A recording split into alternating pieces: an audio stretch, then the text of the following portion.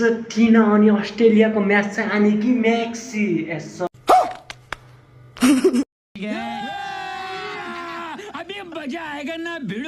थाहा छ के हो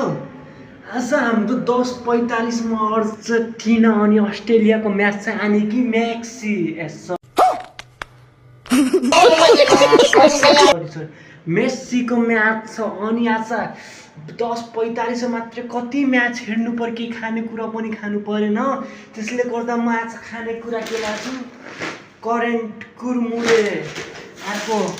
केटीहरूको फेभरेट करेन्ट चाउचाउ खाने हो भने आऊ बडा हरामी हो बेटा अर्को